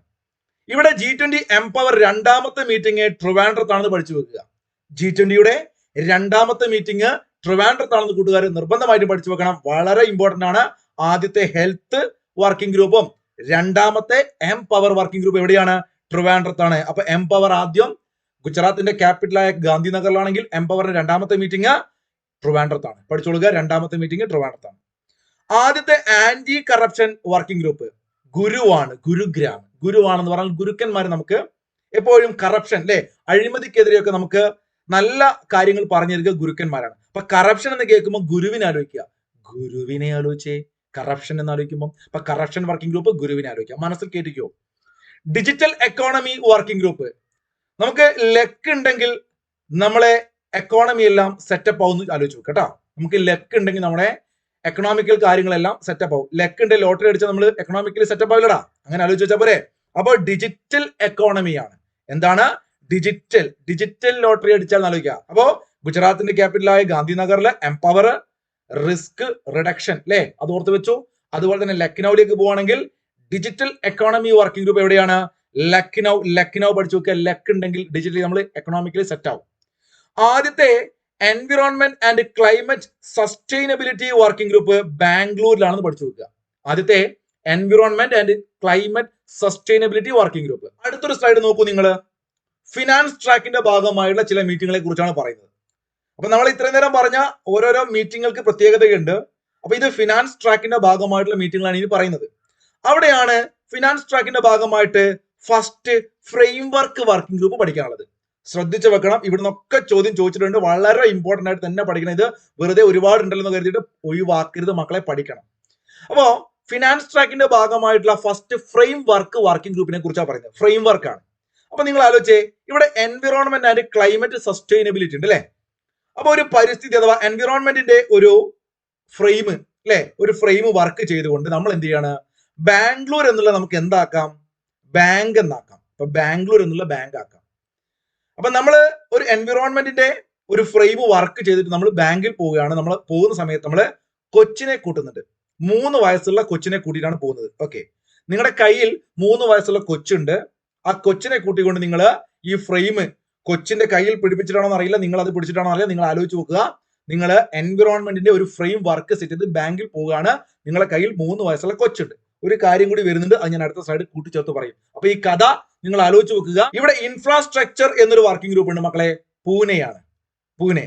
അപ്പൊ ഇന്ത്യയിലെ പ്രധാനപ്പെട്ട മഹാരാഷ്ട്രയിലെ സിറ്റിയായ പൂനെയിലാണ് ഇൻഫ്രാസ്ട്രക്ചർ വർക്കിംഗ് ഗ്രൂപ്പ്. പൂവിന് നല്ല ഇൻഫ്രാസ്ട്രക്ചർ ആലോചിക്കുക. അപ്പൊ G20യെ കുറിച്ച് ആലോചിക്കുമ്പോൾ താമര അവിടെ ഉണ്ടല്ലോ. അപ്പൊ നമ്മൾ ആലോചിക്കുക G20യുടെ ഒരു ഇൻഫ്രാസ്ട്രക്ചർ വർക്കിംഗ് ഗ്രൂപ്പ് എന്ന് പറയുമ്പോൾ പൂവ് ആലോചിക്കുക. പൂനെ എന്നുള്ള ഓപ്ഷൻ കിട്ടും. പൂവ് ഇൻഫ്രാസ്ട്രക്ചർ. എന്താണ് ഇൻഫ്രാസ്ട്രക്ചർ ഉള്ളത്? നല്ല സ്ട്രക്ചർ ഉള്ള പൂവിനാണ്. ഇനി ഇന്റർനാഷണൽ ഫിനാൻസ് ആർക്കിടെക്ചർ എന്ന് പറയുന്നൊരു വർക്കിംഗ് ഗ്രൂപ്പ് ഉണ്ട്. ആ ആർക്കിടെക്ചർ എന്നുള്ള പേര് കേൾക്കുമ്പോൾ നിങ്ങൾക്ക് ചണ്ഡീഗഡ് ഓർമ്മ വരണം. ചണ്ഡീഗഡ് നമ്മൾ ആസൂത്രിത നഗരം എന്ന് പഠിക്കാറില്ലേ? അപ്പൊ ആർക്കിടെക്ചേഴ്സിന്റെ നല്ലൊരു കഴിവ് അവർ പ്രകടിപ്പിച്ചുകൊണ്ട് അവരുണ്ടാക്കിയ ഒരു നഗരമാണ് ചണ്ഡീഗഡ് എന്ന് ആലോചിക്കാം. ആസൂത്രിത നഗരം ചണ്ഡീഗഡ്. ഇനി അതല്ലെങ്കിൽ നിങ്ങൾ ചണ്ഡി വേസ്റ്റ് എന്നൊക്കെ നമ്മൾ പറയാറുണ്ട് ചില നാട്ടില് അല്ലെ, അതിന്റെ ചണ്ഡിയാണെന്ന്. ചില ഒഴിവാക്കുന്ന സാധനങ്ങൾ ചണ്ഡിയിൽ നിന്നൊക്കെ ചില ആർക്കിടെക്ചേഴ്സ് നല്ല മനോഹരമായ ചില സാധനങ്ങൾ ഉണ്ടാക്കി നിങ്ങൾ കണ്ടിട്ടുണ്ടോ അല്ലെ, പല വീഡിയോസിലും. അപ്പൊ ആർക്കിടെക്ചേഴ്സിന് എന്ത് കിട്ടിയാൽ അവരത് മനോഹരമാക്കി മാറ്റും. ചണ്ഡിയെയും അവർ മനോഹരമാക്കും. അപ്പൊ ചണ്ഡി എന്താ വെച്ചിട്ട് ഈ പറയുന്ന ചണ്ഡിയൊക്കെ എടുത്തിട്ട് ആർക്കിടെക്ചേഴ്സ് നന്നാക്കുന്ന ആലോചിക്കാം. അടുത്ത നോക്കൂ, ആദ്യത്തെ സസ്റ്റൈനബിൾ ഫിനാൻസ് വർക്കിംഗ് ഗ്രൂപ്പാണ്. അപ്പൊ സസ്റ്റൈനബിൾ എന്നുള്ള പേര് പിടിക്കുക. സസ്റ്റൈനബിൾ. നമ്മൾ നല്ല സ്റ്റേബിൾ ആയിട്ട് വേണം ഗുഹയ്ക്കുള്ളിൽ കയറാൻ. കൂട്ടുകാരെ, നല്ല സ്റ്റേബിൾ ആയിട്ട് വേണം നിങ്ങൾ ഗുഹയിലേക്ക് പോകാൻ നിൽക്കുക. ഗുവാഹത്തി സസ്റ്റൈനബിൾ സ്റ്റേബിൾ ഗുഹ. സ്റ്റേബിൾ ഗുഹ. ഗുഹ അല്ലെങ്കിൽ നമ്മൾ എന്താവും, ആ ഗുഹയിൽ പെട്ടുപോകും. നമ്മൾ സ്റ്റേബിൾ അല്ല, നമുക്ക് ചെറിയൊരു ആട്ടമുണ്ട്, നമ്മൾ മദ്യപിച്ചിട്ടോ അല്ലെങ്കിൽ വേറെ എന്തെങ്കിലും സ്റ്റേബിൾ അല്ലെങ്കിൽ നിങ്ങൾ ഒരിക്കലും ഗുഹയിൽ പോകരുത്. BP കൂടുക കുറയുക അതൊക്കെ നോക്കണം അല്ലെ. അപ്പൊ സ്റ്റേബിൾ ആകുക, സസ്റ്റൈനബിൾ ആലോചിക്കുക. ഗുവാഹത്തി ഗുഹ ആലോചിക്കുക അല്ലെ. Global partnership for financial inclusion working group. വല്ലാത്തൊരു പേരാണ് അല്ലെ. Global partnership for financial inclusion working group. അതെവിടെയാണ്? കൊൽക്കത്തയാണ്. ഓക്കെ, വേണമെങ്കിൽ ആലോചിക്കും. ചെറിയൊരു ട്രിക്ക്, നേരിട്ട് നോക്കിയാൽ കിട്ടില്ല, പക്ഷെ അറിയുന്നവർക്ക് കിട്ടും. കോൽക്കളി നിങ്ങൾ കളിച്ചിക്കോ അല്ലെങ്കിൽ കണ്ടുക്കോ കോൽക്കളി. ആ കോൽക്കളി കളിക്കുമ്പോൾ നിങ്ങൾ ശ്രദ്ധിക്കുക, വളരെ സ്പീഡില് ഭയങ്കര പാർട്ണർഷിപ്പ് ഉണ്ടാവും ഇവർക്കിടയിൽ. വളരെ സ്പീഡിലാണ്. അപ്പൊ അങ്ങോട്ടും ഇങ്ങോട്ടും എന്താ പറയുക, global for financial inclusion working group അങ്ങോട്ടും ഇങ്ങോട്ടും ഒരു പാർട്ണർഷിപ്പ് ചെയ്യണം. അപ്പൊ പാർട്ണർഷിപ്പ് എന്നുള്ള പേര് ആലോചിക്കുക. കോൽക്കത്ത കോൽക്കളി. കോൽക്കളി എന്ന് പറഞ്ഞാല് ഭയങ്കര സ്പീഡിലാണ് അത് ചെയ്യുക. അപ്പൊ അങ്ങോട്ടും ഇങ്ങോട്ടും ഭയങ്കര പാർട്ണർഷിപ്പ് ഇല്ലെങ്കിൽ അങ്ങോട്ടും ഇങ്ങോട്ടും കോല് തെറ്റി അടിച്ചു പോകും. അപ്പൊ തെറ്റി പോകാതെ കൊളായി പോകും. അപ്പൊ കോൽക്കളി, ഈ പറയുന്ന പാർട്ണർഷിപ്പ് കോൽക്കളി. ഓക്കെ, കോൽ പാർട്ണർഷിപ്പ് ആലോചിച്ച് വെക്കുക. ഇനി നമുക്ക് ചില പ്രധാനപ്പെട്ട മിനിസ്റ്റേഴ്സിന്റെ മീറ്റിംഗ് ആണ് നോക്കാനുള്ളത്. അപ്പൊ നമ്മൾ ഇത്രയും നേരം പറഞ്ഞ മീറ്റിങ്ങുകളൊക്കെ നിങ്ങൾ കൃത്യമായിട്ട് ആലോചിച്ച് വെക്കണം. ഫിനാൻസ് മിനിസ്റ്റേഴ്സ് പറയുമ്പോൾ ഫോറിൻ മിനിസ്റ്റർ. നോക്കൂ, ഫോറിൻ മിനിസ്റ്റേഴ്സിന്റെ മീറ്റിംഗ് ഇന്ത്യയുടെ ക്യാപിറ്റൽ നമ്മൾ നടക്കുന്ന പ്രധാനപ്പെട്ട സ്ഥലം ന്യൂഡൽഹിയാണ്. അവിടെ വെച്ചിട്ടാണ് ഫോറിൻ മിനിസ്റ്റേഴ്സ്, പ്രധാനപ്പെട്ട VVIP അല്ലേ, അപ്പൊ അവരെ ന്യൂഡൽഹിയിൽ വെച്ചിട്ട് അവരുടെ മീറ്റിംഗ് നടത്തി. എന്നാൽ നോക്കൂ, സെൻട്രൽ ബാങ്ക് അല്ലെങ്കിൽ ഗവർണേഴ്സ് മീറ്റിംഗ്. അപ്പൊ ബാങ്കുമായി ബന്ധപ്പെട്ട ആളുകള്, ബാങ്കിന്റെ ഗവർണർമാര്, അതുപോലെ തന്നെ ഫിനാൻസ് മിനിസ്റ്റേഴ്സ്. ഞാൻ നേരത്തെ നിങ്ങളോട് പറഞ്ഞിരുന്നു, ഫിനാൻസ് ട്രാക്കിന്റെ ഭാഗമായിട്ട് വരുന്നത് ഫിനാൻസ് മിനിസ്റ്റേഴ്സും അതുപോലെ തന്നെ സെൻട്രൽ ബാങ്കിന്റെ ഗവർണേഴ്സ് അല്ലെങ്കിൽ അതിന്റെ ഹെഡ്മാരാണ്. അപ്പൊ ഇവരുടെ മീറ്റിംഗ് നടക്കുക ബാംഗ്ലൂരാണ്. അപ്പൊ നിങ്ങൾക്ക് ഓൾറെഡി ബാങ്ക് ഞാൻ പറഞ്ഞതുകൊണ്ട് ധനകാര്യം നിങ്ങൾക്ക് കിട്ടും. അപ്പൊ നേരത്തെ നമ്മൾ പറഞ്ഞ കോഡ് എന്തായിരുന്നു ഓർമ്മയുണ്ട് നിങ്ങൾക്ക്? ആ എൻവിറോൺമെന്റിന്റെ ഒരു ഫ്രെയിം വർക്ക് ചെയ്ത് 3 വയസ്സുള്ള കൊച്ചിനെ എടുത്ത് ബാങ്കിൽ പോയി. അപ്പൊ അവിടെ ആരുണ്ട്? അവിടെ ധനകാര്യ മന്ത്രിയുണ്ട്, അതുപോലെ തന്നെ സെൻട്രൽ ബാങ്കിലെ ഗവർണർ ഉണ്ട് ബാങ്കില്. അപ്പൊ അവിടെ കിട്ടൂലേ? എന്ന് വെച്ചാൽ ബാങ്കിൽ സെൻട്രൽ ബാങ്കിന്റെ ഗവർണർ ഉണ്ടാവാൻ സാധ്യതയുണ്ട്, ഫിനാൻസ് മിനിസ്റ്റർ ഉണ്ടാവാൻ സാധ്യതയുണ്ട്. അപ്പൊ ബാംഗ്ലൂര് അവിടെയാണെന്ത്, ഫിനാൻസ് മിനിസ്റ്റേഴ്സിന്റെയും സെൻട്രൽ ബാങ്ക് ഗവർണേഴ്സിന്റെയും മീറ്റിംഗ്. ഇതൊന്ന് ഇഷ്ടപ്പെട്ട് ആലോചിച്ച് കഴിഞ്ഞാൽ അവിടെ നിങ്ങൾക്ക് 4 എണ്ണം പഠിക്കാൻ പറ്റും. ഓക്കെ, നേരത്തെ നമ്മൾ 3 എണ്ണം പഠിച്ചു, ഇവിടെ ഒന്നുകൂടി ചേർത്ത് 4 എണ്ണം. ആ കഥ ആലോചിച്ച് വെക്കണം. ടൂറിസം ആൻഡ് എനർജി മിനിസ്റ്റേഴ്സ് വളരെ സിമ്പിൾ ആയിട്ട് കിട്ടും അല്ലെ. നമ്മൾ ഈ എനർജി അല്ലെങ്കിൽ സൂര്യന്റെ പ്രകാശം കൊള്ളുമ്പോൾ നമ്മൾ കറുത്തു പോകുന്നൊക്കെ പറയും. പക്ഷെ വിദേശികള് ഇന്ത്യയിലേക്ക് വന്നു കഴിഞ്ഞാൽ നിങ്ങൾക്കറിയാം, ഏറ്റവും കൂടുതൽ ടൂറിസം എന്ന് കേൾക്കുമ്പോൾ നമുക്ക് നമ്മുടെ കേരളത്തെ അഭിമാനിക്കാമെങ്കിലും ഇന്ത്യയിലെ പ്രധാനപ്പെട്ട ഒരു സ്പോട്ട് അത് ഗോവയാണ്. അപ്പൊ ടൂറിസം മിനിസ്റ്റേഴ്സ് വന്നാൽ തീർച്ചയായിട്ടും അല്ലെ അവിടെ എനർജി കിട്ടണമെങ്കിൽ ഈ പറയുന്ന ബീച്ചിലൊക്കെ പോയിട്ട് ഇങ്ങനെ കിടക്കാൻ ആലോചിക്കുക. ഗോവയിലാണ് എനർജിയും ടൂറിസവും അല്ലെ. അതുപോലെ തന്നെ finance ministers Bangalore, foreign ministers New Delhi മറന്നു പോകേണ്ട ഏറ്റവും ഇമ്പോർട്ടന്റ് ആണ്. ഇനി എഡ്യൂക്കേഷൻ മിനിസ്റ്റേഴ്സ് ആണ്. ഇന്ത്യയിലെ പ്രധാനപ്പെട്ട എഡ്യൂക്കേഷൻ സൊസൈറ്റികൾ, ഇപ്പൊ ഡെക്കാൻ എഡ്യൂക്കേഷൻ സൊസൈറ്റി പോലുള്ള സംഘടനകൾ ചരിത്രത്തിൽ നിങ്ങൾ പഠിക്കാറുണ്ട്. പല സംഘടനകളും ബാലഗംഗാധര തിലകന്റെയും ഗോപാൽ ഗണേഷ് അഗാർക്കർ, വിഷ്ണു ശാസ്ത്രി ചിപ്ലുങ്കർ ഇവരുടെയൊക്കെ കാലഘട്ടത്തിൽ ഉണ്ടായിരുന്ന ഡെക്കാൻ മേഖലയിൽ പൂന കേന്ദ്രീകരിച്ചുണ്ടായിരുന്ന സ്ഥാപനങ്ങൾ. അപ്പൊ ഇന്ത്യയിലെ പ്രധാനപ്പെട്ട ഒരു സിറ്റിയായ പൂനെയില് നോക്കണം, നിങ്ങൾ നേരത്തെ പൂനെയെ കുറിച്ച് പറഞ്ഞത് ഇൻഫ്രാസ്ട്രക്ചർ ആയിരുന്നു അല്ലെ. അവിടെ ഇൻഫ്രാസ്ട്രക്ചർ എന്ന് പറയുമ്പോൾ സ്ട്രക്ചറുള്ള പൂവെന്ന് പറഞ്ഞു. അതുപോലെ അവിടെ വിദ്യാഭ്യാസത്തിന് വേണ്ടിയിട്ട് ഈ പറയുന്ന മിനിസ്റ്റേഴ്സ് വന്നു. എവിടെ? പൂനെയില്. അപ്പൊ എഡ്യൂക്കേഷൻ മിനിസ്റ്റേഴ്സ് എവിടെ വന്നു? പൂനെയിൽ എന്ന് പഠിച്ചു വെക്കണം. കൾച്ചറൽ മിനിസ്റ്റേഴ്സ് നോക്കൂ മക്കളെ, കൾച്ചറൽ വർക്കിംഗ് ഗ്രൂപ്പ് നമ്മൾ നേരത്തെ പഠിച്ചിരുന്നു ഖജുരാവോ. ഇവിടെ കൾച്ചറൽ മിനിസ്റ്റേഴ്സ് വരുന്നത് നമ്മുടെ പ്രധാനപ്പെട്ട ഒരു പൈതൃക അല്ലെങ്കിൽ സാംസ്കാരിക കേന്ദ്രമായ വാരണസിയിലാണ്. ബനാറസ് നമ്മുടെ പ്രധാനമന്ത്രിയുടെ മണ്ഡലമല്ലേ? തീർച്ചയായിട്ടും ലോകത്തിന്റെ പ്രധാനപ്പെട്ട സാംസ്കാരിക അല്ലെങ്കിൽ കൾച്ചറൽ മിനിസ്റ്റേഴ്സ് വരുമ്പോൾ അവരെവിടെ തങ്ങും? അവിടെ വാരണസിയിലാണ് അവർ തങ്ങുക, അവിടെയാണ് അവരുടെ മീറ്റിംഗ്. അപ്പൊ ഈ മിനിസ്റ്റേഴ്സിന്റെ മീറ്റിംഗ് ഒക്കെ നമുക്ക് ഇഷ്ടപ്പെട്ട ആലോചിച്ചാൽ സുഖമായിട്ട് കിട്ടും. വിദ്യാഭ്യാസം പൂനെയിലാണ്, അതുപോലെ ടൂറിസം ആൻഡ് എനർജി ഗോവയിലാണ്, കൾച്ചറൽ വാരണസിയിലാണ്, ഫോറിൻ ന്യൂഡൽഹിയിലാണ്, അതുപോലെ ഫിനാൻസും അല്ലെങ്കിൽ ബാങ്കുമായി ബന്ധപ്പെട്ട് ബാംഗ്ലൂരാണ്. ആലോചിച്ച് വെക്കാൻ പറ്റില്ലേ? സുഖമായിട്ട് പഠിക്കാം. നോക്കൂ, അവസാനമായിട്ട് ഇതുകൂടി പഠിച്ചാൽ മതി, ടെൻഷൻ അടിക്കേണ്ട. എൻഗേജ്മെന്റ് ഗ്രൂപ്പ് മീറ്റിങ്ങുകളെ കുറിച്ചാണ്. എന്ന് വെച്ചാൽ നമ്മൾ ഇത്രയും നേരം പറഞ്ഞത് വിദ്യാഭ്യാസത്തിന് വേണ്ടിയിട്ട് അല്ലെങ്കിൽ സാമ്പത്തിക കാര്യങ്ങൾക്ക് വേണ്ടിയിട്ട് പല ഉദ്ദേശങ്ങൾ, ഡെവലപ്മെന്റ്, അതിനൊക്കെ വേണ്ടിയിട്ടുള്ള മീറ്റിങ്ങുകളായിരുന്നു. ഇനി നമ്മൾ ചില പ്രത്യേക ആളുകളെ പങ്കെടുപ്പിക്കുന്ന ചില പ്രത്യേക മീറ്റിങ്ങുകൾ ഉണ്ട്. അത്തരം മീറ്റിങ്ങുകൾ നമ്മൾ എൻഗേജ്മെന്റ് ഗ്രൂപ്പ് മീറ്റിങ്ങുകൾ എന്ന് വിളിക്കും. നേരത്തെ ഫിനാൻസ് ട്രാക്കിന്റെ ഭാഗമായിട്ട് പഠിച്ചു, ഷെർപ്പ ട്രാക്കിന്റെ ഭാഗമായിട്ട് പഠിച്ചു. ഇനി എൻഗേജ്മെന്റ് ഗ്രൂപ്പ് മീറ്റിങ്ങുകളാണ്. നോക്കൂ, യൂത്തിന് വേണ്ടിയിട്ട് യൂത്ത് 20. അപ്പോൾ കൾച്ചറൽ മിനിസ്റ്റേഴ്സ് പങ്കെടുക്കുന്ന ഇന്ത്യൻ പ്രധാനമന്ത്രി നരേന്ദ്രമോദിയുടെ മണ്ഡലമായ വാരണസിയിൽ തന്നെയാണ് യൂത്ത്. അപ്പൊ എന്താ ചെയ്തത്? ഈ കൾച്ചറുള്ള മന്ത്രിമാര് അല്ലെങ്കിൽ കൾച്ചർ ഇല്ലാത്ത മന്ത്രിമാർ, അങ്ങനെ ആലോചിച്ചു. കൾച്ചർ ഇല്ലാത്ത നെഗറ്റീവ് നമുക്ക് ആലോചിക്കാൻ സുഖം അല്ലെ? കൾച്ചർ ഇല്ലാത്ത മന്ത്രിമാര് യൂത്തിനെ ഉപയോഗിച്ചുകൊണ്ട് എപ്പോഴും എന്ത് ചെയ്യും? ഈ സാധനങ്ങളും ചപ്പ് ചവറുകളൊക്കെ വാരിപ്പിക്കും. ഈ പണി മൊത്തം എടുപ്പിക്കും. എല്ലാ വാരുന്ന പണി യൂത്തിനെ കൊണ്ട് എടുപ്പിക്കും. വാരാണസി യൂത്ത് കൾച്ചറൽ മിനിസ്റ്റേഴ്സ്, അങ്ങനെ വേണമെങ്കിൽ ആലോചിക്കാം. ഇല്ലെങ്കിൽ ഞാൻ ഈ പറഞ്ഞ കൺസെപ്റ്റിൽ ആലോചിച്ചാൽ നിങ്ങൾക്ക് മറന്നുപോല മോഡിയുടെ മണ്ഡലം, അവിടെ യൂത്തിന്റെ സബ്മിറ്റ് നടക്കുന്നു, അവിടെ കൾച്ചറൽ മിനിസ്റ്റേഴ്സ് വരുന്നു. ആലോചിച്ച് വെക്കുക. ഇനി C20 എന്ന് പറയുമ്പം സിവിൽ എന്ന് പറയുന്ന ഒരു പേര്, സിവിൽ 20 ജയ്പൂരിലാണ്. എവിടെയാണ്? ജയ്പൂരിലാണ്. ജയ്പൂരിനെ കുറിച്ച് പറയുമ്പോൾ അവിടെ നിങ്ങൾ മാതാ അമൃതാനന്ദമയി ദേവി ആലോചിക്കണം. C20യുടെ ചെയർ അലങ്കരിച്ച വ്യക്തി ആരെന്ന് ചോദിക്കും. മലയാളി ആയതുകൊണ്ട് ഇതാ ഈ കാണുന്ന പ്രമുഖ വ്യക്തികളൊക്കെ ഉണ്ട് അവിടെ. അതിന്റെ മെയിൻ മുഖ്യ വ്യക്തിയായി നിന്നത് നമ്മുടെ മാതാ അമൃതാനന്ദമയി ആയിരുന്നു. C20 സിവിൽ 20 ജയ്പൂരിലാണ് നടന്നത്. മാതാ അമൃതാനന്ദമയി ആയിരുന്നു അതിന്റെ ചെയർ അലങ്കരിച്ച വ്യക്തി. യൂത്ത് വാരണസി. സയൻസ് വരുന്ന സമയത്ത് കോയമ്പത്തൂർ, S20 എന്ന് വിളിക്കും നമ്മള്. അപ്പൊ S20 സയൻസ് 20 ആണത്. കോയമ്പത്തൂരിലാണ് സയൻസ് 20. Labour 20 L20 പാട്നയിലാണ്. ലേബർ ക്യാമ്പുകളിൽ എപ്പോഴും നമ്മൾ പാട്ട് കേൾക്കാറുണ്ടെന്ന് ആലോചിക്കാം. ലേബർ ക്യാമ്പുകളിലൊക്കെ എപ്പോഴും മനോഹരമായ പാട്ടുകൾ കേൾക്കാറുണ്ട്, അല്ലെങ്കിൽ പാട്ട് പാടുന്നവരെല്ലാം ലേബേഴ്സ് ആണെന്ന് ആലോചിക്കുക. ലേബർ 20 L20 പാട്നയിലാണ്. നോക്കൂ, വുമൺ 20 അഥവാ വനിത 20 W20. ലേബർ 20 പാട്നയിലും സയൻസ് 20 കോയമ്പത്തൂരും, വുമൺ 20 മഹാബലിപുരമാണ്. വനിതകൾക്കെല്ലാം മഹാബലമുണ്ടെന്ന് ആലോചിക്കുക. വനിതകൾക്ക് മഹാബലമുള്ളവരാണ് ഈ പറയുന്ന G20യുടെ ഭാഗമായിട്ട്. അപ്പൊ മഹാബലിപുരം വനിതകള്, മഹാബലിപുരം വനിതകള്. ഈ ഒരു ഗ്രൂപ്പിന്റെ പ്രത്യേകത, ഇത് ഇന്ത്യയിൽ വെച്ചിട്ടാണ് ആരംഭിച്ചത്. 2023 ഇതിന്റെ പേര് എൻഗേജ്മെന്റ് ഗ്രൂപ്പ് സ്റ്റാർട്ടപ്പ്. ഓക്കെ, 20 ആണ്. എന്നുവെച്ചാൽ പുതിയ സ്റ്റാർട്ടപ്പ് പദ്ധതികളുമായി ബന്ധപ്പെട്ടുകൊണ്ട് എൻഗേജ്മെന്റ് ഗ്രൂപ്പ് സ്റ്റാർട്ടപ്പ്. അപ്പൊ പുതിയ സംവിധാനങ്ങൾ തുടങ്ങാൻ വേണ്ടിയും ഗുരുവാണ് സഹായിക്കുക. നേരത്തെ ആന്റി കറപ്ഷൻ പറഞ്ഞു, ഗുരുഗ്രാം രണ്ടെണ്ണം. അപ്പൊ ഗുരുഗ്രാമിലുണ്ട്. ഗുരുഗ്രാമിൽ എന്താണ്? പുതുതായിട്ടൊരു സ്റ്റാർട്ടപ്പ് തുടങ്ങണമെങ്കിൽ നമ്മൾ ആരംഭിക്കാൻ വേണ്ടി ഗുരുക്കന്മാരല്ലേ നമ്മൾ സഹായിക്കാറ്. നിങ്ങൾക്കൊരു പഠിക്കാണെങ്കിലും എന്തിനും ആരംഭിക്കാൻ ഗുരുക്കന്മാര്. അപ്പൊ സ്റ്റാർട്ടപ്പ്, എൻഗേജ്മെന്റ് സ്റ്റാർട്ടപ്പ് സ്റ്റാർട്ട് ചെയ്യാൻ വേണ്ടിയിട്ട് ഗുരുക്കന്മാര്. നേരത്തെ പറഞ്ഞ ആന്റി കറപ്ഷനും ഗുരുഗ്രാം. അപ്പൊ ഇത്രയും ഗ്രൂപ്പുകൾ, വർക്കിംഗ് ഗ്രൂപ്പുകൾ എഴുതിയെടുത്ത് റിവിഷൻ ചെയ്ത് സെറ്റ് ആക്കുക കേട്ടോ. ഈ G20 2023 ഇത്രയും കാര്യങ്ങൾ നമ്മൾ പഠിച്ചു. നടന്ന ഡേറ്റ് നമ്മൾ തുടക്കത്തിൽ പഠിച്ചിരുന്നു. സെപ്റ്റംബർ 9, 10. ഡേറ്റ് മറന്നുപോയോ? ഇല്ല. ഈ ദിവസങ്ങളില് ഡൽഹിയിലെ ഭാരത് മണ്ഡപത്തിൽ വെച്ചിട്ടാണ് ഈ ഒരു പരിപാടിക്ക് വേണ്ടി പ്രത്യേകമായിട്ട് നമ്മൾ പണി കഴിപ്പിച്ച ഭാരത് മണ്ഡപ് എന്ന് പറയുന്ന ഈ ഒരു സ്ഥലത്ത് വെച്ചിട്ടാണ്, ഓഡിറ്റോറിയത്തിൽ വെച്ചിട്ടാണ് ഈ പരിപാടി നടന്നത്. ഇത് പ്രഗതി മൈതാനത്ത്, ഡൽഹിയിൽ എവിടെയാണ്? പ്രഗതി മൈതാനം. ഡൽഹിയിലെ പ്രഗതി മൈതാനത്ത് വെച്ചിട്ട് ഭാരത് മണ്ഡപത്തിൽ വെച്ചിട്ടാണ് G20യുടെ സമ്മേളനം നടന്നത്. ഈ സമ്മേളന വേദിക്ക് മുമ്പിലുള്ള ഒരു വിഗ്രഹമുണ്ട് മക്കളെ. ഇവിടെ നിങ്ങൾക്ക് കാണാൻ വേണ്ടി സാധിക്കും. സൂക്ഷിച്ച് നോക്കുക. നടരാജ വിഗ്രഹമാണ്. നോക്കൂ, G20യുടെ സമ്മേളനത്തിന്റെ വേദിക്ക് മുമ്പിലുള്ള നടരാജ വിഗ്രഹത്തിന്റെ ഉയരം എന്ന് പറഞ്ഞാൽ 28 അടിയാണെന്ന് കൂടി കൂട്ടുകാർ ഓർത്തു വെക്കണം. 28 അടിയുള്ള ഒരു നടരാജ വിഗ്രഹം എവിടെയുണ്ട്? G20 സമ്മേളനത്തിന്റെ വേദിയുടെ മുമ്പിലുണ്ട്. ഈ G20യിൽ നമ്മളെ ഈ പറയുന്ന രാജ്യങ്ങളുടെ അംഗങ്ങളെല്ലാം വന്നു. പരിപാടി ഗംഭീരം നടന്നു അല്ലെ? ആ ഒരു പരിപാടിക്കകത്ത് വന്ന അംഗങ്ങൾക്കെല്ലാം നമ്മൾ ലഘുലേഖകൾ കൊടുക്കുമായിരുന്നു. അപ്പൊ 2 ലഘുലേഖകളാണ് നമ്മൾ പ്രധാനമായിട്ടും കൊടുത്തത്. അത് ഏതാണെന്ന് കൃത്യമായിട്ട് പഠിക്കണം. സ്റ്റേറ്റ്മെന്റ് ചോദിക്കാം.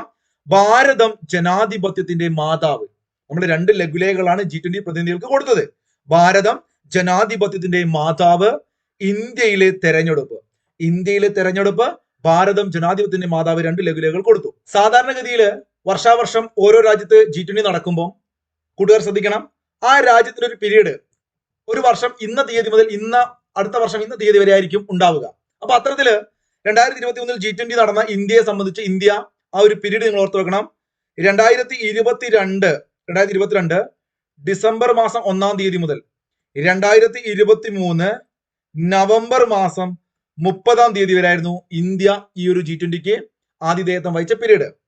നമ്മുടെ തലവൻ, ഈ G20യുടെ തലവനായിട്ട് നമ്മൾ കണ്ടിരുന്നത്, അതിന്റെ അല്ലെങ്കിൽ ചെയർ ആയിട്ട് കണ്ടിരുന്നത്, ടോട്ടൽ പരിപാടിയുടേത് നമ്മുടെ പ്രധാനമന്ത്രി നരേന്ദ്രമോദിയാണ്. അപ്പൊ അത്തരത്തിൽ ഇതിന്റെ ഒരു സ്ഥാനം രാജ്യത്തിന്റെ തലവനാണ് ഏറ്റെടുക്കാറ്. ഈ ഒരു സ്ഥാനം 2023 ഡിസംബർ മാസം 1-ാം തീയതി നമ്മുടെ അടുത്ത അതിഥിയാവുന്ന രാജ്യത്തിന് കൈമാറി. അത്തരത്തിൽ നമ്മൾ കൈമാറിയത് ബ്രസീലിന്റെ പ്രസിഡന്റിനാണ്. 2023 ഡിസംബർ മാസം 1-ാം തീയതി നമ്മുടെ ഈ ഒരു G20യുടെ പ്രസിഡൻസി സ്ഥാനം ആർക്ക് കൊടുക്കുകയാണ്? ബ്രസീലിന്റെ പ്രസിഡന്റ് ആയുള്ള ലുല ഡ സിൽവ. ഈ പേരൊന്ന് പഠിച്ചു വെക്കുക കേട്ടോ, ഇത് കറണ്ട് അഫയേഴ്സിൽ അല്ലാതെയും ചോദിക്കാം. ലഡു അല്ല, Lula da Silva. Lula da Silva ബ്രസീലിന്റെ പ്രസിഡന്റ് ആണ്. ലുല ഡ സിൽവ പഠിച്ചു വെക്കണേ. ബ്രസീൽ പ്രസിഡന്റിന് കൊടുത്തു. ഈ പ്രാവശ്യം G20 ബ്രസീലാണ് നടക്കുക, നിങ്ങൾക്ക് അറിയാം. അവിടെ സൂക്ഷ്മം നോക്കിയാൽ നിങ്ങൾക്ക് അതിന്റെ ഒരു പ്രമേയം കാണാൻ വേണ്ടി സാധിക്കും. മുദ്രാവാക്യം നോക്കൂ: ഒരു ന്യായമായ ലോകവും സുസ്ഥിരമായ ഒരു ഗ്രഹവും കെട്ടിപ്പടുക്കുന്നു. Building a just world and a sustainable planet.